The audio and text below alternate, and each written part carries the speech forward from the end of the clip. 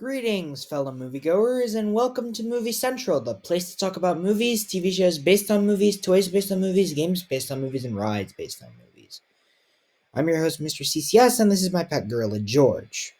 Last week, I covered the second film in Christopher Nolan's trilogy based on Batman.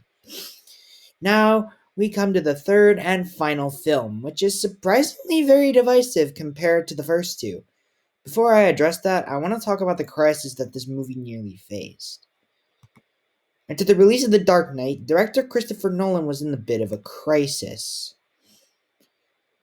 He didn't initially want to continue the franchise after the tragic passing of Heath Ledger, both a friend and portrayer of the Joker, which won him an Oscar, by the way. However, box office numbers and critics kinda sealed the fate of the franchise. While The Dark Knight can technically be seen as the final story for Batman in this franchise, in 2012 we would get the actual conclusion to the franchise after a 4-year turnaround rather than the 3-year turnaround that the first two had. This time around, two iconic Dark Knight stories would be adapted. The likes of Nightfall and The Dark Knight Returns would be the basis for the story of this movie, which would be an epic with a runtime of nearly 3 hours. Whatever the case was, critics did have a good time with it, and it made the most money out of the three. However, everyone's opinion deserves to be heard, and now it's my turn to discuss my opinion. This is The Dark Knight Rises. It's been 8 years since the death of Harvey Dent, and the world still doesn't know what really happened that night. Was Batman, still played by Christian Bale, the real murderer, or was it someone else? Whatever the case was, the world is in trouble. Threatened by members of the League of Shadows who want to carry out Ra's al Ghul's destiny, led by Bane, played by Tom Hardy. With the help of a cat burglar, Selina Kyle, played by Anne Hathaway, and Officer John Blake, played by Joseph Gordon-Levitt, from the ashes, the Dark Knight must rise for one last battle. Regardless of whatever anyone thinks of this movie, you have to admit the premise is very interesting. Seeing an older and more beaten down Bruce Wayne step into the cowl is a great idea for a later story, which is what The Dark Knight Returns was, and seeing him physically challenged by someone like Bane is also interesting, which made Nightfall a great story. But is it well executed?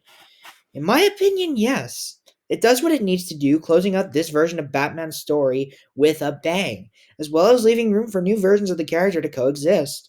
I get why fans hate this movie based on the runtime, misuse of characters, and many other things, but it's supposed to feel like a broken story because it's from the perspective of a broken man.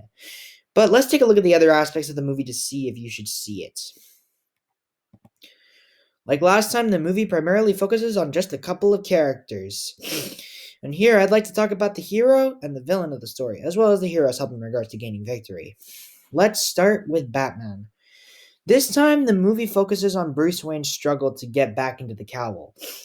Initially, we see him not want to, but eventually he realizes that the world is being threatened too direly that he has to cave in and bring the bat back. But at the cost of receiving a massive injury, which leads to him learning to regain both his physical and emotional strength, and reclaim his title of Dark Knight of Gotham, saving the city and finally retiring for good. I like this version of the story, but the ending of the comic is a bit better, with Bruce retiring, but at the same time working behind the shadows. Here, that's sort of the impression, but it is missing something. Maybe it's just me, but I don't really see too much of that in here. Whatever the case is, that arc that Christian Bale's version of Batman goes on was excellent, and that easily makes him one of the best versions of Batman ever to be put on the big screen. Now, as for the two people helping Batman, we have Catwoman, who here is actually portrayed as a cat burglar, and John Blake.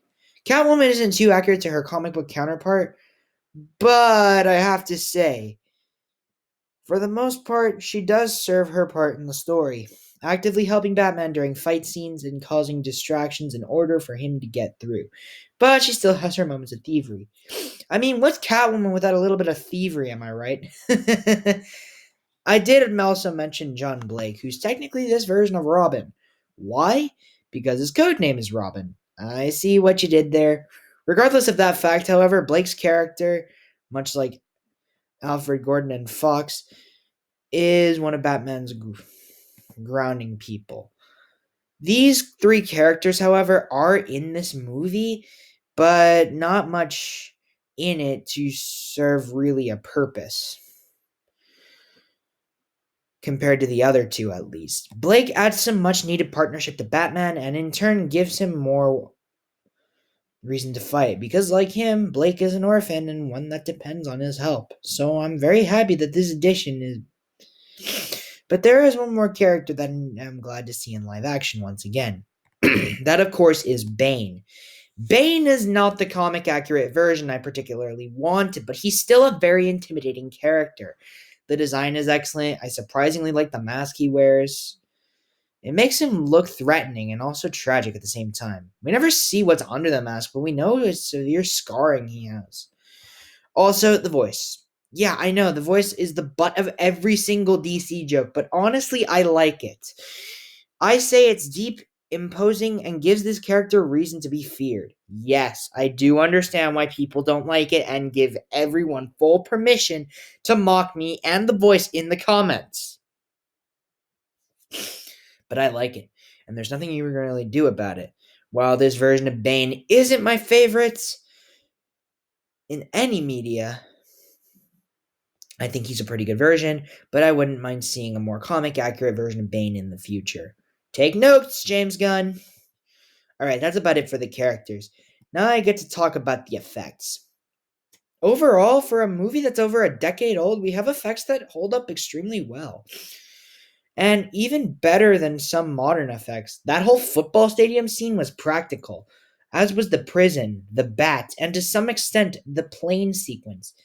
Yeah, this movie doesn't use a lot of CGI, and it was surprising to learn that the bat was a practical effect, because that thing seems impossible to pull off. But whatever the case is, they did, and it looks excellent. Now, as far as the music goes, Hans Zimmer returns once again for yet another score, and he delivers again with flying colors. Props to you, Hans, props to you. And as for the action, let's commend the plane sequence at the beginning, as well as Batman fighting Bane in the middle of the movie, the rooftop scene, and the big final battle.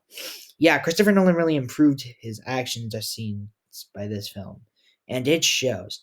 So yeah, The Dark Knight Rises is overall excellent. While not my favorite of the three movies, I do give it a massive amount of attention and praise for successfully ending Batman's story in a respectful and well done manner. So that reason alone means this movie gets a 10 out of 10. More than a legend, history. Unfortunately, from here, we don't have a great DC franchise. But next week, I figured that it would be a good idea to discuss the actual best DC films. And those films are the DC animated universe original movies. That's right, all of those movies next week. With that said, my name is Mr. CCS, this is Movie Central, and that, my friends, is a wrap. See you next week.